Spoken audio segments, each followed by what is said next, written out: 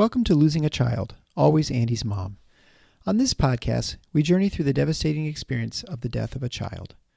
Grief is seldom discussed openly in our culture, and the death of a child makes people feel even more uncomfortable. We approach the topic openly and honestly, speaking to people who have lost loved ones and experts who help care for them. Whether you are a parent experiencing loss or someone who wants to support another going through this tragedy, this podcast strives to offer hope and help.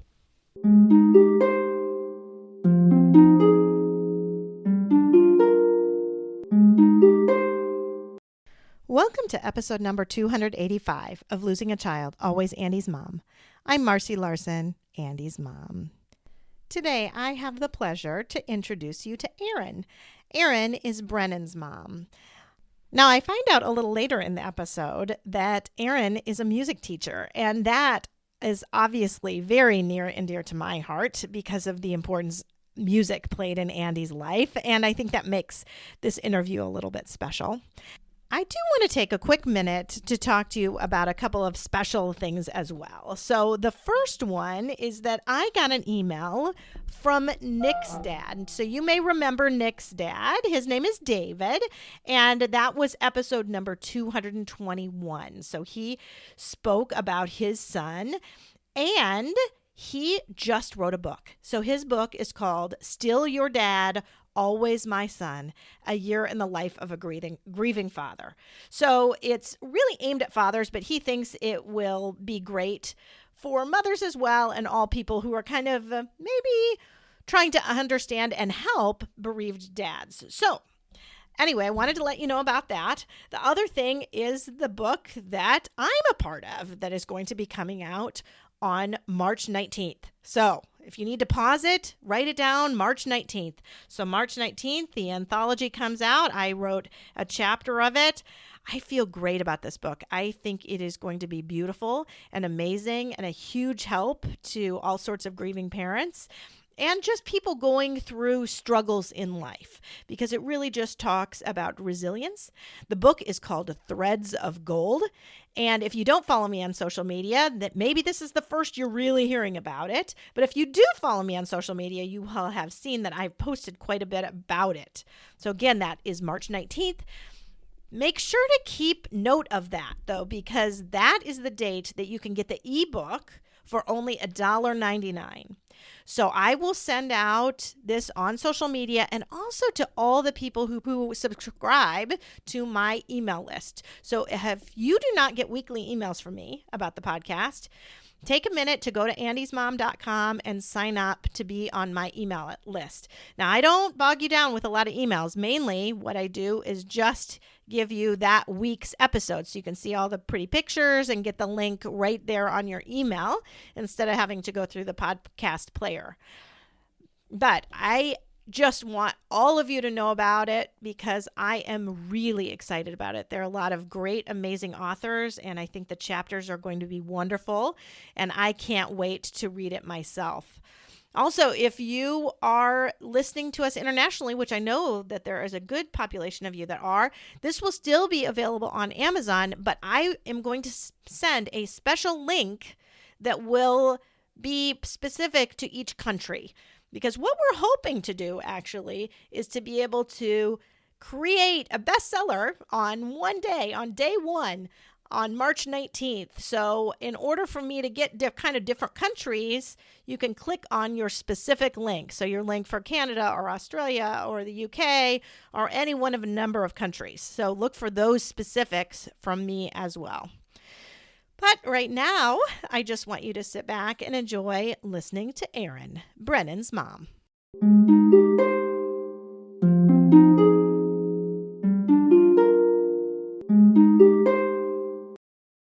Thank you so much, Erin, for coming on the Always Andy's Mom podcast today.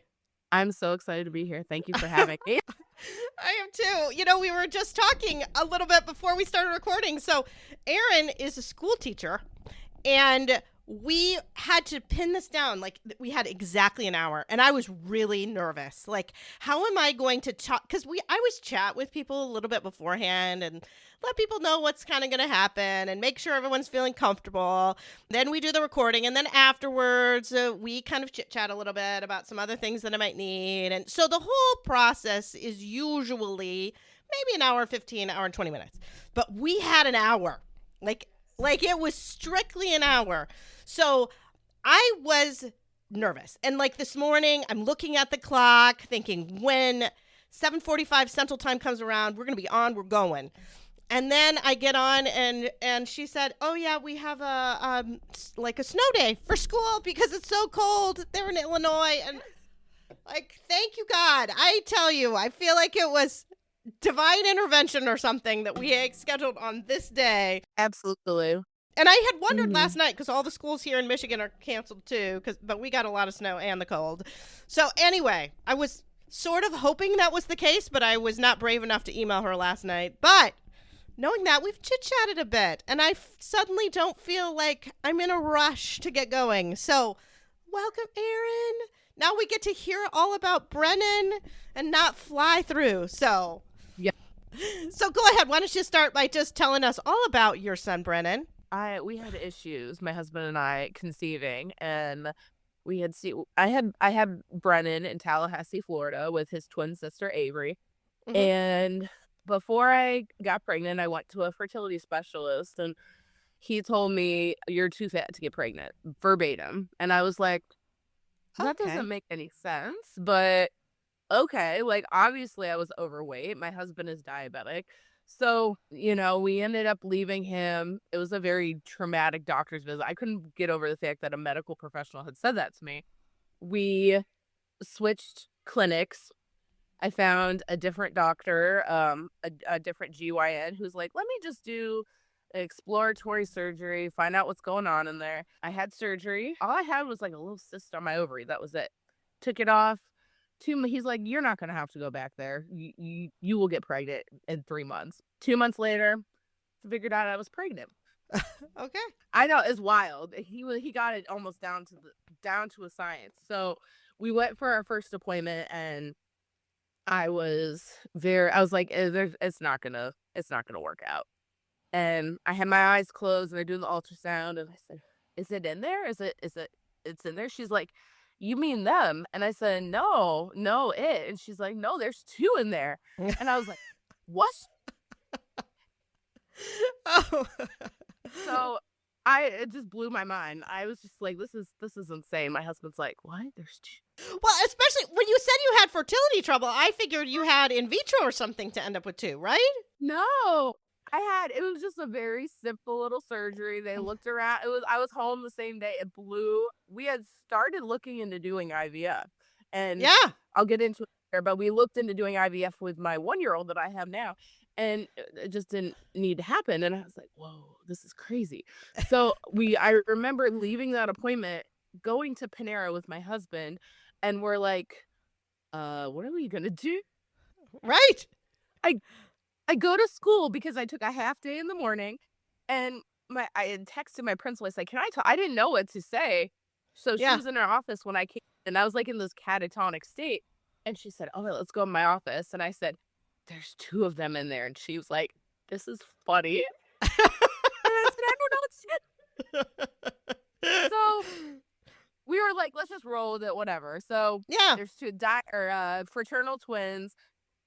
Everything was normal up until 25 weeks. I didn't have any issues. I felt great. I still felt great. So it was a Monday. I think I was exactly 25 weeks. I had a lady back up into my car who probably shouldn't have been driving. She's probably in her 80s. And I had to call the police. I don't know if this ever had anything to do with what ended up happening with Brennan, but I clenched up. She backs up into my car, called the police. And then, they didn't write it. They just wanted to make sure everything was okay. And then I went home as usual. 4 days later, which was a Thursday, February 2020, which, COVID is starting to be a thing. Yeah. I woke up and I said, "Something's not right. I want to go get checked." I didn't feel bad. Nothing was wrong. I go to I went to school to leave my sub plans first because I knew I wanted to go get checked. I go to the hospital, go to triage. It turns out that Brennan broke his amniotic fluid, and all of his fluid went to Avery. So I had what's called preterm premature rupture membranes. And we didn't know Yes. at the time that Brennan was the one who broke his fluid. We thought maybe they said they wouldn't know until they did an ultrasound a couple days after the fact. So I'm in the hospital. They said, you're going to stay until you have them. And I said, wait, what? Yeah. My husband came and the OB on call came and she said, I'm sorry, you're going to have them in 2 weeks. And I said, no, I'm not. Because I didn't know what to say. Nobody had prepared me for this. Right. So the long story short, I was in the hospital before I had them 42 days. Oh. Wow. And I wasn't sick. I just wasn't allowed to leave. Right. So Nah. I was in the hospital. I got an ultrasound every day, and I made a lot of really great connections with nurses and doctors that ended up benefiting when Brennan passed away. They were just so helpful to us. But what was explained to me in the hospital was that because Brennan broke his amniotic fluid, lung development was the last thing that happens in utero. So you may not have the best lungs coming out of your, they're like, his lungs are going to be messed up either way. Well, and because they develop by breathing in and out amniotic fluid. So that's what they're actually breathing, is that fluid going in and out. And if he has none, there's no way for those lungs to develop. And he had They just none can't. the entire time. And I got an ultrasound every single day. I had monitoring every single day, and he was fine. But it took 42 days for them to come out. So the night that I had them, I was taking Ambien in the hospital to sleep because nobody can sleep in a hospital. Mm-hmm. And I woke up at 3 a.m. and I said, wait, why am I awake? I've never woken up on this before.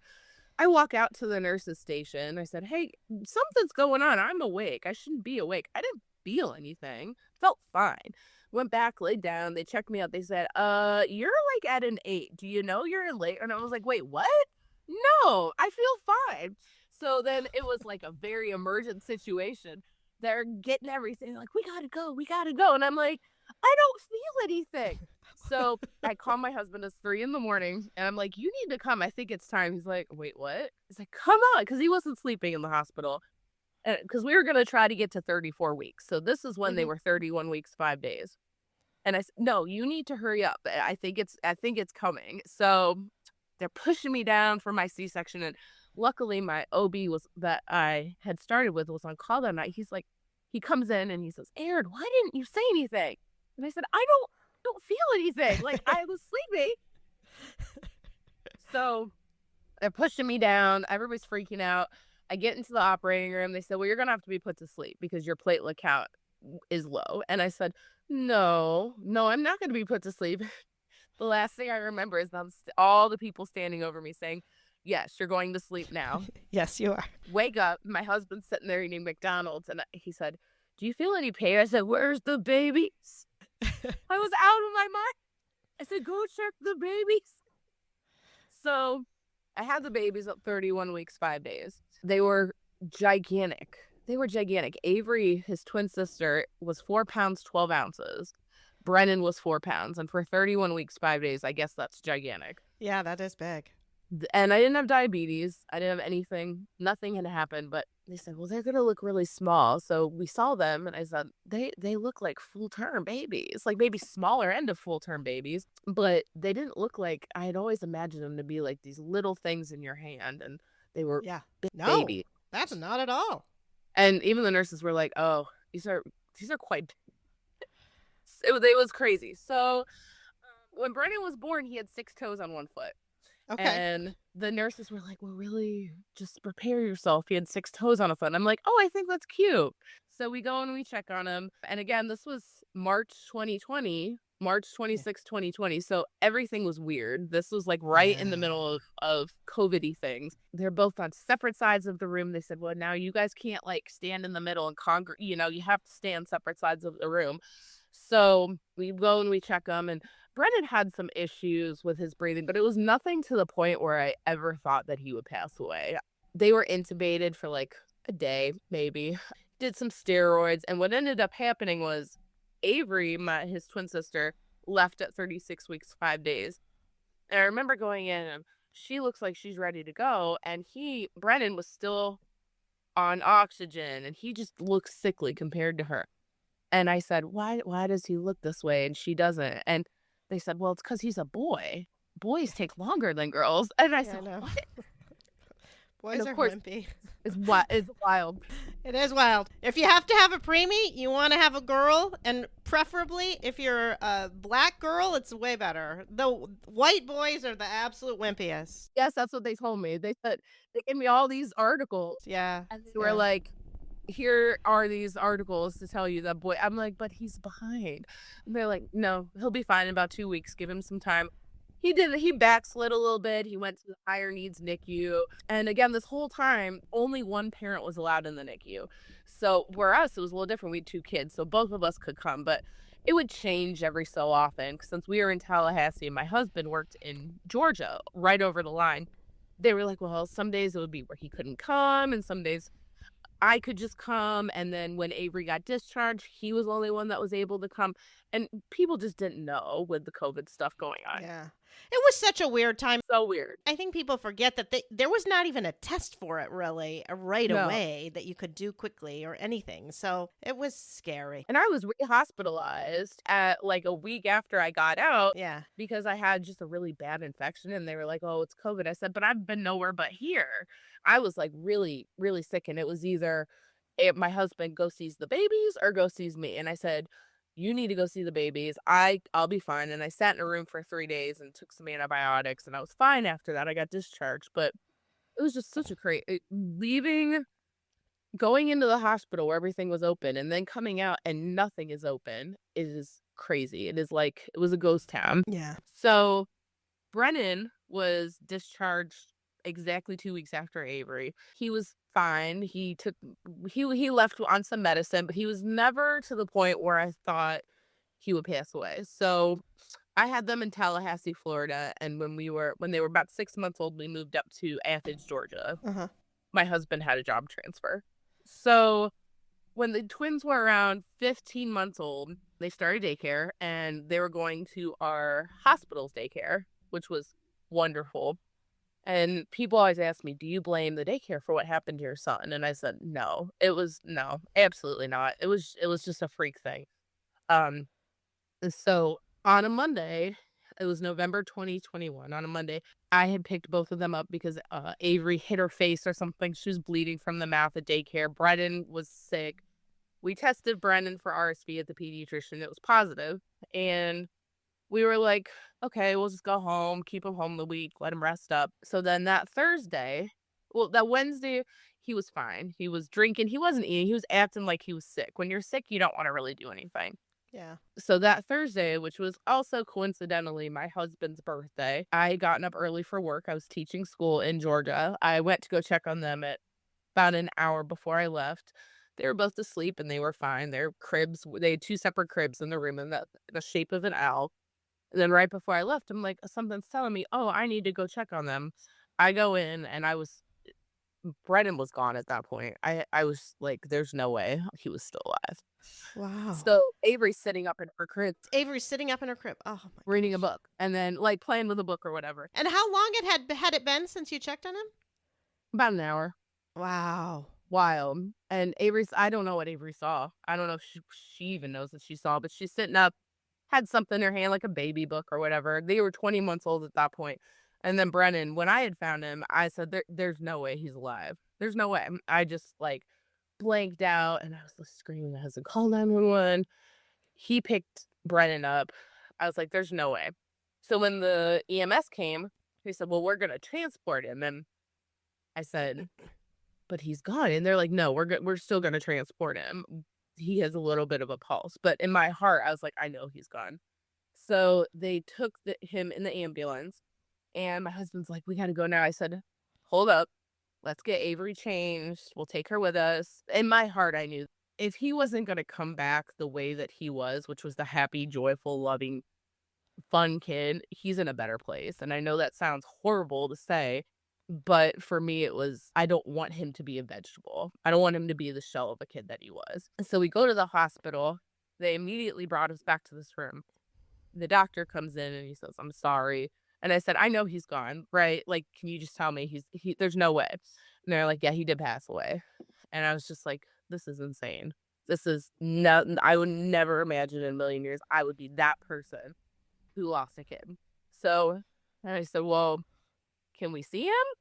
I didn't know what to say. Like, I was just so shell shocked. Yeah, you And they said, yeah, are. but something that also that they don't prepare you for is the coroner coming in. And I, as a teacher, I get that they have to investigate when a child unexpectedly passes away.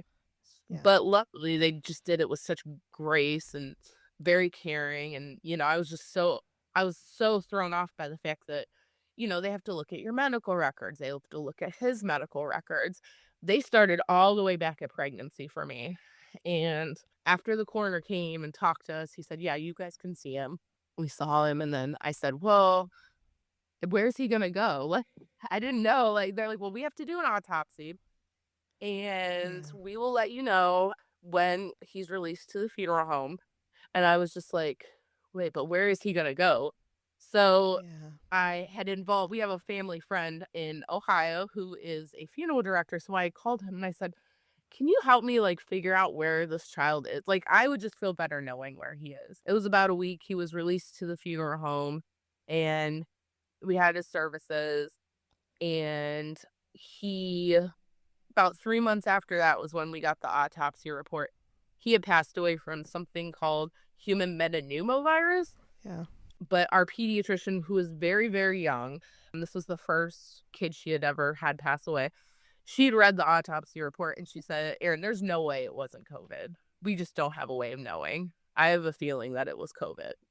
And this was before the kids could get vaccinated. And I said, well, okay, I appreciate you reading it, but I didn't have the mental fortitude to read it. It's not like it couldn't have been human metapneumovirus, though, too. I mean, that's... Right. I mean, she was looking at it and, like, the way the lungs appeared, the way things happened, she's like, it was just very, very sudden. And nothing prepares you for that to happen. But when the letter came from the coroner, I like couldn't even open it. I said, I had somebody else open it. I just didn't even want to process it. So yeah, it was just crazy. It was crazy. And in a million years, you never thought you're going to be that person. And of all days, being my husband's birthday. So my husband ended up changing his birthday on Facebook because he's like, I don't want to be reminded that that's my birthday. And we now celebrate his birthday like a week before. Yeah. Wow. Yeah. So you were talking... Well, first of all, I'd love to hear more about Brennan, though, as a kid, like his personality and things like that. If you can go into that a little bit, because you were talking about what a happy kid he was and things like that. Oh, my goodness. So he loved to pull his sister's hair. He would pull his sister's hair. They were home with me for the first 15 months of their life. So he would pull her hair. She would yell at him. His twin sister had some issues with like gross motor delays. So she'd always be laying around. He'd crawl over to her, pull her hair, laugh hysterically. And when they went to daycare together, they were both in the same classroom. They put them next to each other for mealtime. And the daycare said, well, Avery's always stealing Brennan's food. And I said, well, don't put them next to each other. And his teacher said, they're just so cute when they sit next to each other. So one of the last things we did was for Halloween that we dressed them up like, I think Avery was a unicorn and Brennan was a shark, and they said, Brennan, you're baby shark, and he just laughed, and he liked to wiggle his feet in girls' faces, so he took he always wiggled his foot that had the extra toe on it. It was just so but that was the thing. He loved school. He loved going to daycare. I never had an issue with either one of them getting upset about me dropping them off. They would just say bye and just walk away. And then when we would come and pick him up at the end of the day, he was always so happy to see us. He would get so excited, and then so he was so full of joy and just such a happy kid. That was when he was very rarely upset, you know. He didn't sleep very well compared to Avery. Avery slept like a rock, so he'd always be the one up walking around in his crib doing stuff. He was just a happy kid, and it took a lot for him to get upset. And he loved going to the library, loved looking at books, he loved going to school. He also loved, like, when we take him to a doctor's appointment, all the nurses, he would always smile at nurses, and he was just gosh, they were so cute. He was just so happy all the time. Nothing got him. So for him to pass away was just wild. And we never thought. Yeah. I mean, just horrible, right? I mean, just. So you had talked a little bit about him getting RSV or something. When was that compared to this? Was that a totally different time? Or? He was tested for RSV that Monday. That Monday of the week that he died? Yes. And Thursday, he had passed away. And what's wild is that Saturday, the Saturday prior to that Monday where we tested him, we did family pictures for the first time. Oh my word, really? Right. And even now, we will not do family pictures. It's just a thing I have. I associate it with something terrible, and I'm like, I can't do this again. But the Saturday of, we had family pictures. This was the first and only time we ever did them. Monday he was tested for RSV, and Thursday morning he had passed away. It's wild.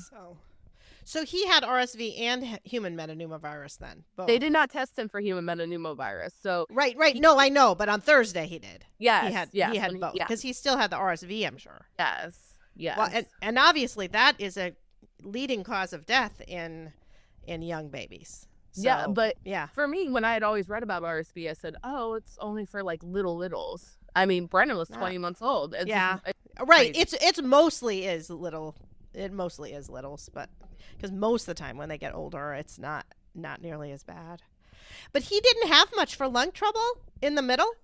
He was on an inhaler, like a little. It was like a little mask where you spray it. But he had actually gotten off the inhaler, and then it was recommended that we go back on the inhaler for him starting school. And we had actually tested Avery for RSV the day he had passed away, and she had tested positive. I'm like, oh my God, but it didn't affect her the way it affected him at all. She was fine. Yeah. Crazy. Yeah. Wow. I mean, it's just so devastating. Yeah. To go from this happy, healthy kid to, just gone in an hour, right? Well, you never know. You don't realize this is something that can happen to me. Like, you never go into your life saying, I'm going to have kids and one of them's going to pass away. That's insane, And I had even talked about this with a friend of mine, and she said, you don't even ever think that you're going to know somebody whose kid passed away. Like, then you don't wrap your brain around it. And I will say, I have a 1-year-old, Morgan, and when we went into that same hospital to have Morgan, the nurses, the doc, they all knew who we were because of Brennan. They said, we don't forget the kids. We will never forget the kids that come in. Yeah. And it was in our chart, and they said, oh, you are we know you. Yeah. And they said, we always remember the kids who come in and pass away. So from what I had understood, he had a little bit of a pulse when they brought him in. That's why they brought him in. But for me, and people are like, I don't know how you deal with it. I said, because it's like, what other choice do you have? You're not presented with a choice you don't have a choice but to deal with it. And one thing that always stuck with me was one of the ladies in the hospital. She's like, I don't remember their title, but they're the ones that kind of help you out at making phone calls and stuff after something horrible happens. Her name was Trixie. And I said, I'm laying on the floor, and I said, I don't know how I'm going to handle this. And she said, if all you do is get up and sit in a chair, that's all you have to do. You don't owe anything to anybody. Yeah. And that is the mantra that I have adopted in my life. If you just get up and just sit in the chair, you've done enough for today. Right. Everything else can just be bonus, right? Yes. And I have pictures of Brennan in my classroom with his twin sister and by himself. And I have no problem talking about him. And I know sometimes it's kind of an iffy subject for some people, but I like to talk about him. It's like he had a beautiful smile, beautiful hair. He was just such a joy, especially with his twin sister. They were just the cutest little things. Yeah. He loved to crawl on top of her and pull her hair, and they would always, like, do a little wrestling on the car. It was just the cutest thing. Yeah. Yeah. So talk about your grief journey a little bit. What I've learned is that it's different for everybody. Sure. So when this had happened, something clicks in my head, and I said, "This is a really screwed up situation. We're gonna need some major help." So there is a local organization in Athens. It's called Athens Parent Wellbeing. Somebody reached out to them for us, and we got hooked up with a counselor. And my husband and I went. But at the time, it wasn't doing for us what we thought it would. She gave us a book, and I'm like, this is fine. Like, I like talking about it. Like, it makes me feel better to talk to her, but I'm missing something. So my husband started riding his bike long distances, and that is his little outlet he has. And Mm-hmm. I had a friend who said, "Why don't you just come to the gym with me? That may make you feel better." She's like, just come." And I got really, really into physical activity. And I ended up losing like 60 pounds from it. I was in the gym 5 days a week, it's just moving. And I was like, this is what I needed. And some days I would like just lift stuff and start crying. And then some days I was like, oh, I feel great. And we had actually hooked up with Athens Parent Wellbeing to I don't want to say mentor, but to be a support to another parent whose child had passed away right before we had moved to Illinois. And it had been it was good for me to try to help somebody, as Yeah. best as I could. At that point, like a month after Brennan had passed away, there was a lot going with my school that just wasn't necessarily the best. And I was thinking about going to find another job. And I actually went to the Board of Education and I spoke, and I had a picture of Brennan, and I said, think about your legacy. What is your legacy going to be? This is my son. His legacy is this. He passed away from RSV this past November at the age of 1. And speaking at our Board of Education meeting, everybody just sucks in their breath. It was the wildest experience because all you hear is, Right, I know. I'm like, this is my son. Yes, this is and then in another picture, I said, this is my mom. My mom taught elementary music like I do. She taught for 40 years, and she taught up until 2 weeks before she passed away. And again, they were just like, and for me, what has helped in my grief journey is the fact that I know my mom is with him and my grandmother is with him. My grandmother passed away when she was 95. She had a great run, but my mom passed away at 59 from breast cancer. So if I knew he had passed away and I didn't know anybody else who had passed away, I think it would really bother me. But the fact is that my mom and my grandma are both up there. So Yeah. Yeah. I know I kind of felt that way too when Andy died because my mom had died at 42 from breast cancer as yeah. well. So, she's there. And I think, it doesn't even matter like your beliefs. It's like whatever you believe, I have to believe that he's with them in some capacity or another. Mhm. Like I believe in the afterlife. I believe in heaven, and I choose to believe that. And I actually wear a necklace every single day. I have Brennan's ashes in one, my mom's ashes in one, and my Nana's ashes in another. So I wear it every single day. Oh, that's beautiful. Yeah. It's like I'm like there's so a little bit of them is with me the whole time. Yeah. Yeah. Wow. Yeah, it's just there's just so much here, right? There's so much to kind of have to go through and just and then you did a move too. When did you do the move compared to when he died? So we moved to Illinois. My husband got a new job. We moved in November of 2023. I had Morgan, my 1-year-old, in August of 2023. And I will tell you the difference between having the twins versus having Morgan was like night and day.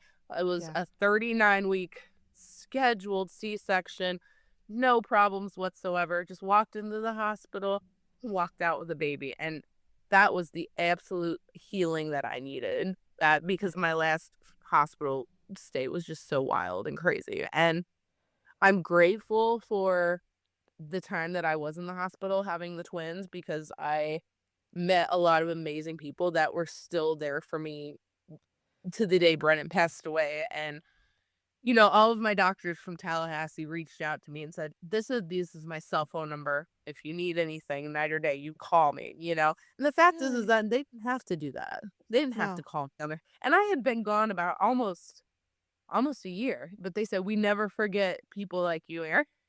So, Yeah. I mean, I have their phone number. I have their phone numbers. And, even with Morgan, like when I was in denial that it was actually going to be a thing, I would text them. I said, "Is this okay? Is this I don't know what to do." And they said, "No, Erin, this is gonna be very normal because it's just having one kid this time instead of having two." Yeah. Yeah. It was the most normal experience. Well, I love that they still were there for you after you had left like that, and still reached Yeah, out. they reached out on their own accord, and I said, "This is crazy." And they said, "We want to be here to support you." Uh-huh. It takes a long time to decide if you're gonna have another kid, and we decided we wanted to try to have another kid, and we started looking into the IVF route because we were concerned that we had genetically passed something on to Brennan, and that's what had the reason that he had passed away. But again, we signed all the paperwork. We were going to start everything, and then boom, got pregnant. Yeah. And the doctor who we started looking into doing IVF with, she was the wife of one of Avery, my daughter's doctors, and she said, "I want to help you make this a possibility." I said, I don't want twins, and I want to make sure I didn't do anything to cause his passing.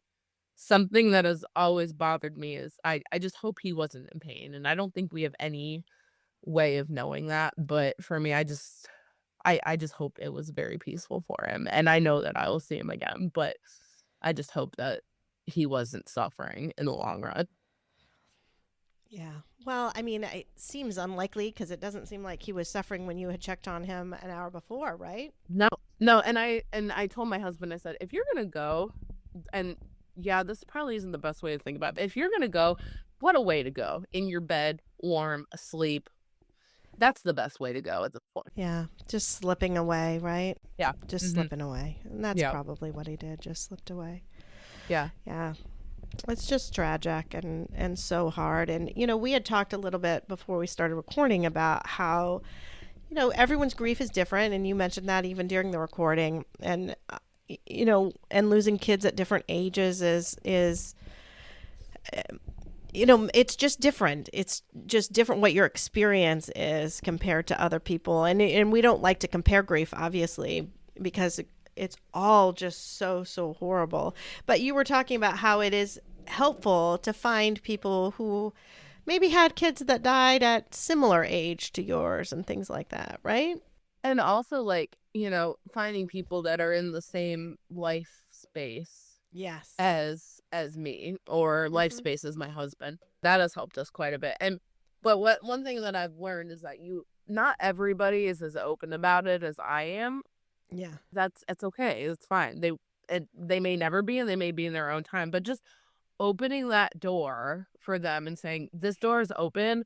Whatever you need, I'm here." And I've met people. I've met people through Facebook who have kids who have passed away. I've met people through my work with kids who have passed away. It's just opening that door, and even putting his picture on the front on my classroom wall by the door is opening that door.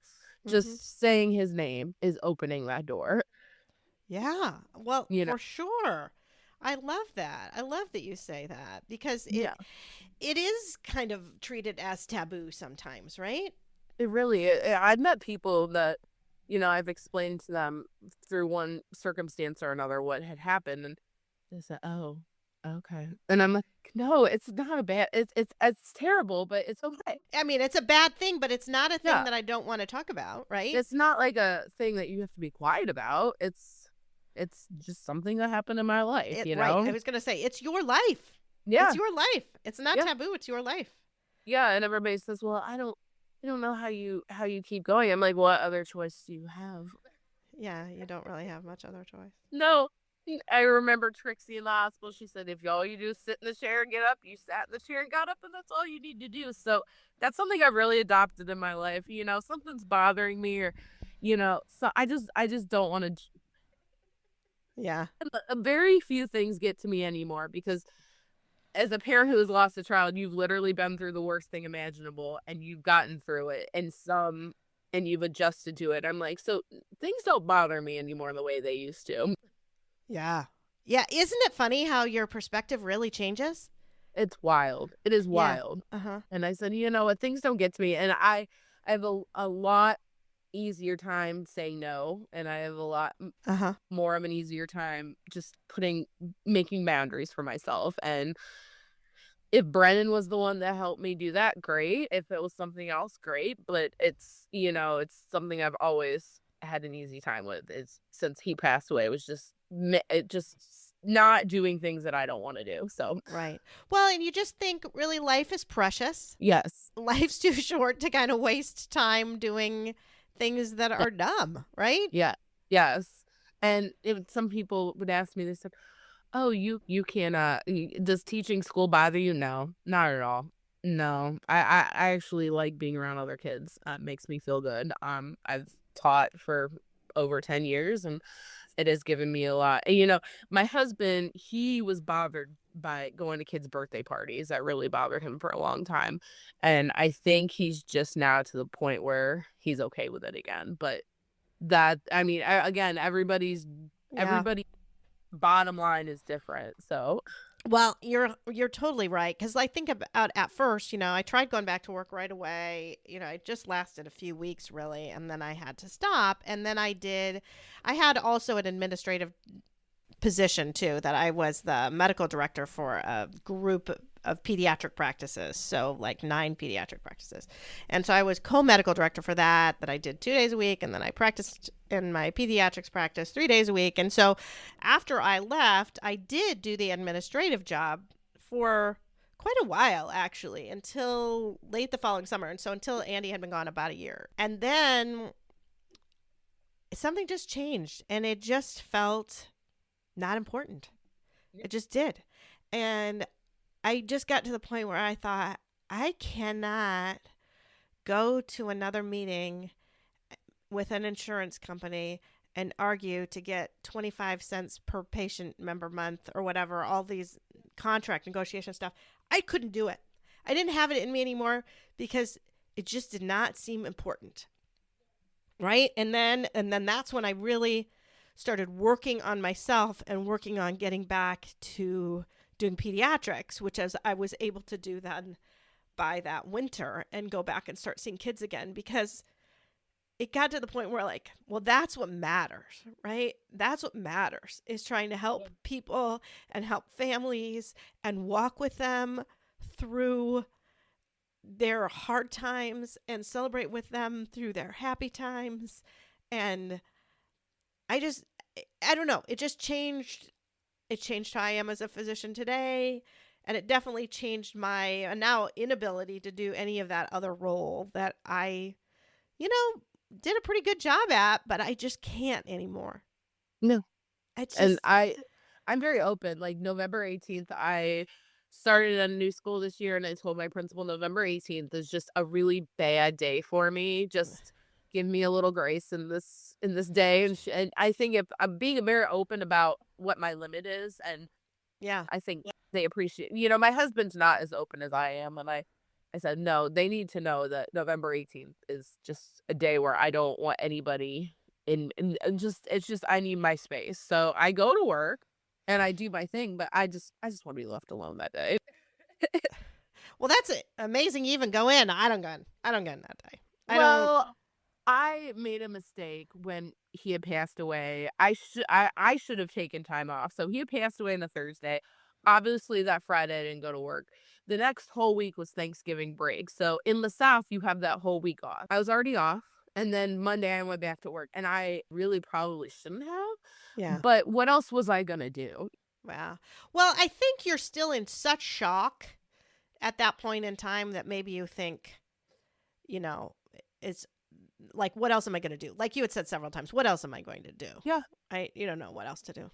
Yeah. I was like, am I going to sit at home and sleep and cry? Like, No, and you should have taken. I really should have taken some time off. I understand that now, but at the time I just couldn't wrap my brain around it. And was it a mistake to go back to work? Probably not, but I probably wouldn't have done it if I had found myself in the situation now, which hopefully never happens. But Yeah.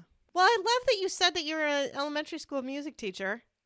It's I don't know that I've said this on the podcast before, but Andy's elementary school music teacher is really precious to us oh, because she's the one that introduced him to the Grand Rapids Choir of Men and Boys.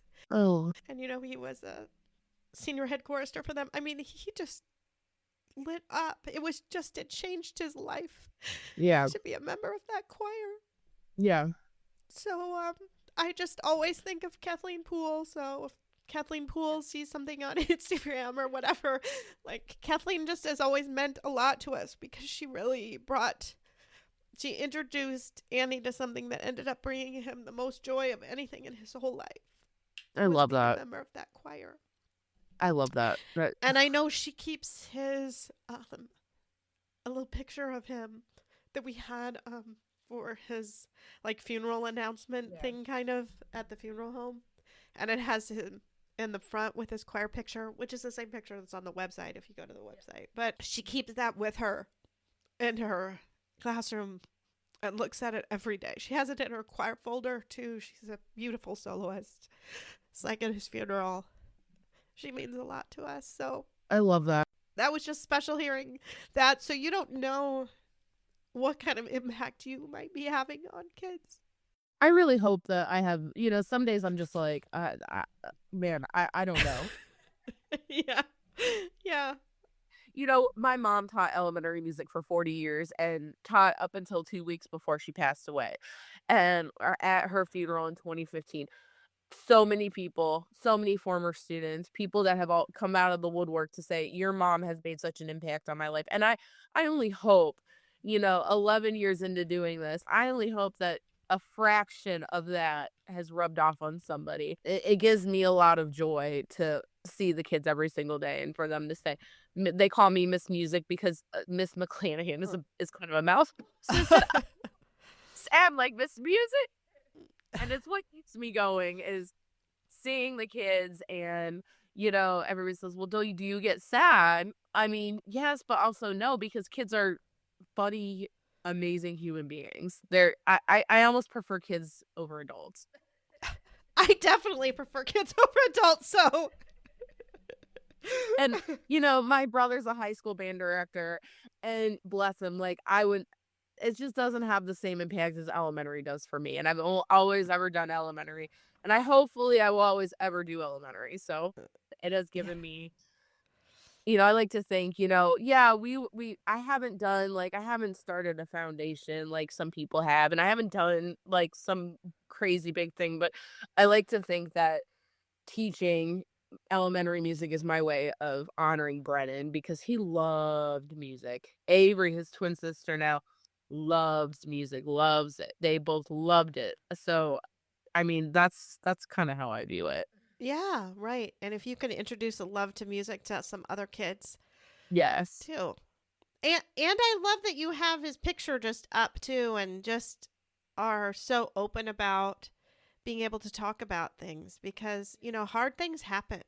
And I think it's a good example to show other parents that hard things happen and that it's okay to talk about them. Because too, I feel like some parents don't even want their kids to know. I mean, I think back to when Andy died and I asked the choir director if maybe the men might want to sing at Andy's funeral, but I didn't want to ask the boys because I don't want to have the boys sing at his funeral. They were his friends. Yeah. He was there last week, Yeah. And every one of those parents said yes. Every one of those parents let their boys sing. I love that. Peter sang. Peter even sang at his brother's funeral. So, I mean, music is just so precious. Yeah. It really is. as and I wasn't in the position of when he had died. I said, I don't even want to have a funeral because I don't even know how I'm going to get up and get dressed and go, and Yeah, you do it. we had one and we did it. And you just do it. You don't have a choice, like I didn't want to have one. I was like, I just want to go to sleep and this all to go away. And, for a good 6 months after he had passed away, every night I would say, God, if this is my time to go, please just take me. Like it almost hurts too much to be here. Yeah. But every day I'd wake up, I say, I have to keep going for Avery. I have to Yeah. keep going for her. I Right. don't have a choice. And everybody says, you're so strong. How do the choice has not been presented to me in any other way. I mean, they don't know that every night you went to sleep Yeah. asking God to, I don't think anybody knows this. So if somebody's watching it, now you know. Now you know. Now you know. Now you know. Yeah. So I every day I said in my head, I said, please, if please take me. Like I can't even wrap my brain around this life situation at this point. And I was doing all the things and it was not healthy. I was looking for mediums and I was looking for just anything to give me a sign that he was okay. And I don't even know if I still have that sign, but I know in my heart he's okay. Yeah. It'll work. You know what I mean? Like he's okay. But I will say for a good 6 months to even close to a year, I said, please just take me. This is just too much for me to even think about. It's just too hard. It just doesn't feel like it's possible. Like to even, like, am I really going to get up tomorrow? I don't know. I don't know that I can. It just hurts so bad. And I felt like I was being confused between Brennan and Avery. And I said, this is not okay. I was like, Yeah. I love my daughter to pieces. And I said, I don't want to be here. I want to be with him, And every day I wake up, I say, here again. Yeah. Yeah. Well, I want to go back to that music thing a little bit too. I think back to when we were like picking out music for Andy's funeral. And obviously we only did this all in a few days. And the choir director had a couple of things that he had suggested. And it's funny because it was Peter, who's, only 12 years old, that he said to me, well, there was a piece that they had sung and it had just been released. And I don't know if you remember this, but there was an apartment building in London that caught fire. And there was a horrific fire in this apartment building. Just, I don't know, it's maybe been 10 years ago now. And a lot of people were killed in the fire. And this composer wrote a piece about that fire and about the people who died in the fire. And they just sang it. The boys just sang it in the summer as part of their they do these summer camp and kind of learning how to sing. And there was never any plan for them to sing that in a concert at all. And Peter said to me, I think we should sing that song. I think we should sing that song. And so and it's funny because I said that to the choir director. I said, Peter says there's this song that he thinks should be sung. And it was like, oh my word, he's right. Like that was the perfect thing to do. That was the perfect song to sing about that pain and suffering and honoring those people who died too.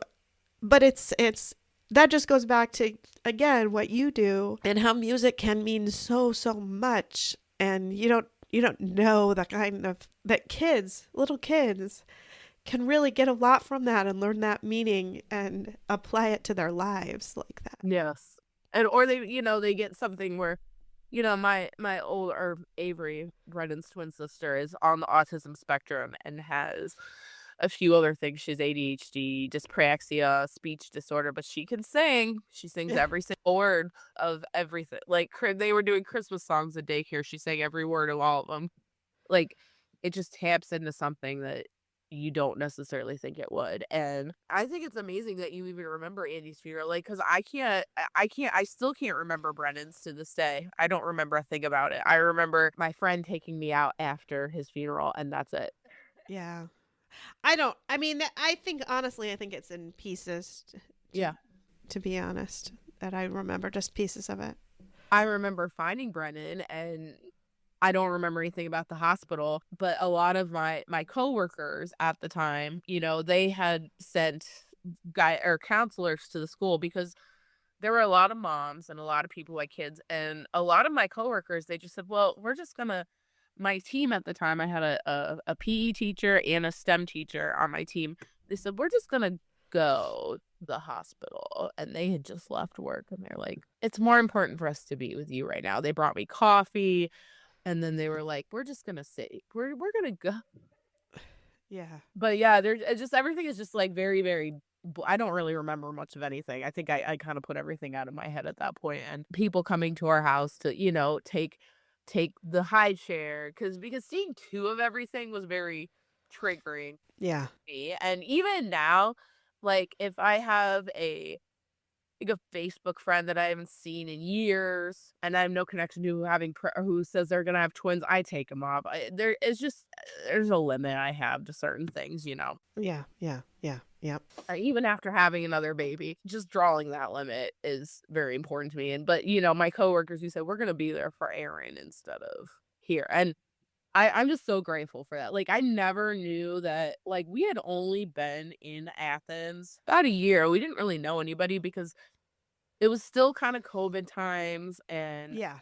people were still kind of doing their own thing. And I just started this new job and it was just, they said, we're going to leave and be with Erin. And that was very, very, Yeah. I hope that one day I can be that to somebody else. Yep. Well, thank you so much for coming on the podcast today and sharing, Brennan, and sharing your story. I just really enjoyed talking to you. Thank you so much for having me. It has given me a lot of joy to talk about my son. So I Oh, good. appreciate it so much. And I hope somebody can have some sort of peace from listening to my story. Something. I hope it Yeah. helps somebody. So Yeah. I'm sure it will. I think all of the stories do. So yeah, thank you. it has helped me. Or your stories have helped me a lot. So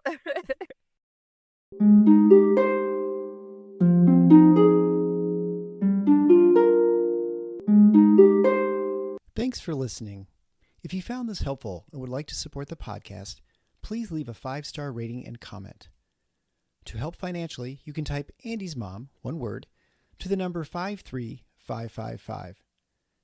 This provides a link to GiveButter, which allows donations through PayPal, Venmo, Apple Pay, or credit cards. GiveButter will provide a receipt of your tax-deductible donation. Or you can visit the donation page at andysmom.com/donate. Always Andy's Mom is a registered 501c3 and can receive donations through Thrivent Financial and Benevity. Marcy loves hearing from listeners. Please feel free to reach out to her via email at marcy@andysmom.com or on the Instagram or Facebook Always Andy's Mom accounts. Sign up for the email list to get weekly episode links as well as pictures of Marcy's guests and their children. Together, let's work to inspire hope, one day at a time.